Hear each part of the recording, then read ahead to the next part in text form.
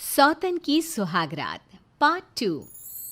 धूमधाम से शादी करने के बाद समर्थ और देविका घर आते हैं। घर पर सब उनका स्वागत करते हैं और सौम्या उनकी सुहाग रात का इंतजाम करती है। समर्थ और देविका दोनों अपने रूम में बैठे बातें कर रहे होते हैं। तब देविका कहती है, सुनिए, आप इतना दूर क्यों बैठे हैं? नहीं, कुछ नहीं, बस थोड़ा सा थक गया हूँ। अगर आप कहें तो मैं आपका सर दबा दूं? अब नहीं, रहने दो, आप भी तो थकी होंगी। देविका आगे बढ़ते हुए कहती है, थक तो गई हूं पर आपकी सेवा करना पहला धर्म है मेरा। देविका झट से समर्थ के पैर पकड़कर दबाने लगती है। ऐसे ही कुछ देर निकल जाती है और समर्थ कहता है, अब रहने दो देविका, तुम भी आराम कर लो, तुम भी थकी थकी लग रही हो।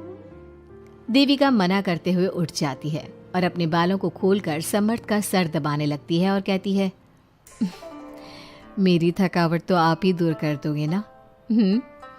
इतना कहकर देविका अपने खुले बालों को समर्थ के ऊपर डालती है।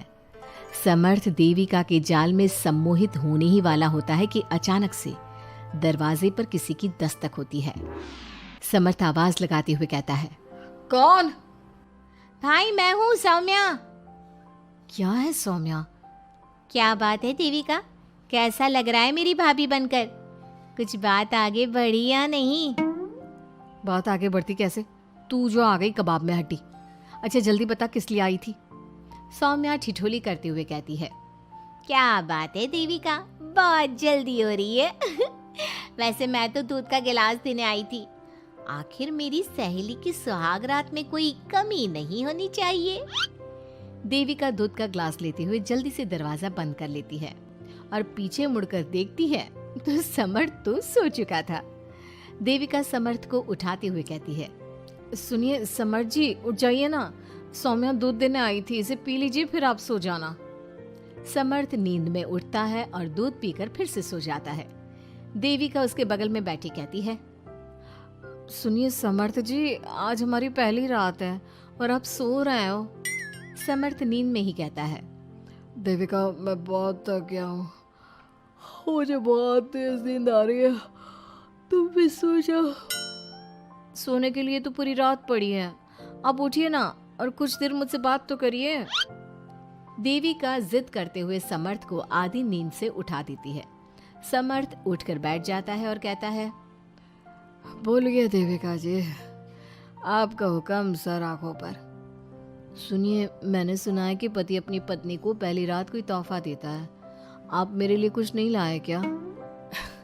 वो मैं कैसे भूल सकता हूँ, लाया हूँ पर वो दूसरे रूम में रखा है। तो दिखाइए ना क्या लाए हैं। अरे अभी तो कहा कि तुम्हारा गिफ्ट दूसरे रूम में है, तो जाकर लेकर आइए ना। अगर अभी गया तो घर के सब लोग जाग जाएंगे और 10 तरह के सवाल जवाब करेंगे, मैं सुबह दिखाता हूँ ना।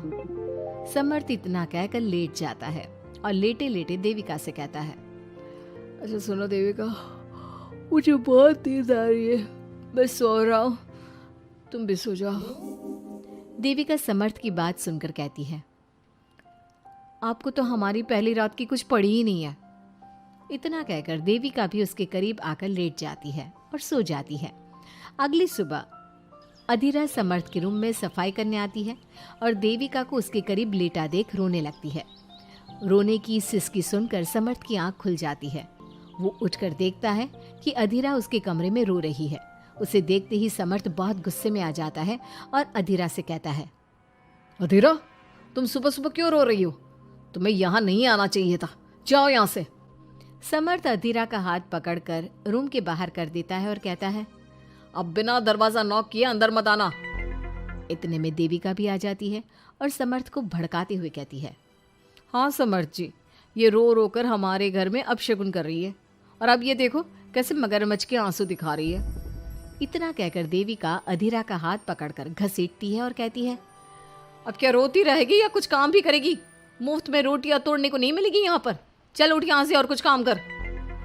अधीरा वहां से उठकर रोते रोते चली जाती है और जाकर रसोई में सबके लिए चाय बनाती है और चाय जाकर पहले अपनी सास को देती है। चाय पीते ही मंजू अधीरा को गुस्से से कहने लगती है, लगता है मुझे मारने की साजिश कर ली है। अरे अभी तक तूने ढंग की चाय बनाना नहीं सीखा। इतनी मीठी चाय बनाई है कि कहीं मैं शुगर की बीमारी से मर ही ना जाऊं। अरे जा जाकर तू मर कहीं। अधीरा मंजू की बात सुनकर दुखी होती है। इतने में सौम्या वहां आ जाती है और कहती है, ये लो, महारानी अभी यहीं बैठी है और मैं पूरे घर में देख आई। अरे ओ महारानी, यहाँ बैठकर किसका मातम मना रही हो? उठ यहाँ से और जाकर हमारे कपड़े धो, बहुत कपड़े पड़े हैं धोने को। अधीरा वहां से कपड़े धोने चली जाती है और बैठे बैठे खुद को कोसने लगती है। हे भगवान, मुझे उठा ले तो अच्छा है, मैं थक गई हूँ इस जिंदगी से। ऐसे ही कुछ दिन निकल जाते हैं।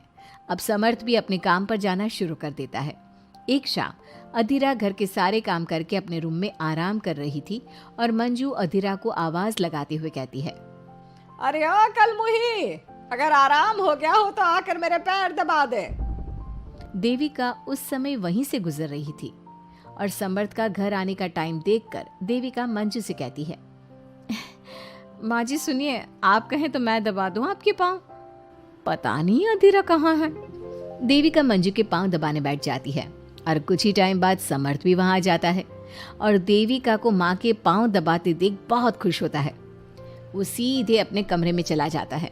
समर्थ को देख मंजू देविका से कहती है, अच्छा सुन, जा जाकर खाना लगा दे, और समर्थ थक कर आया है ऑफिस से, जाकर उसे पानी को पूछ ले।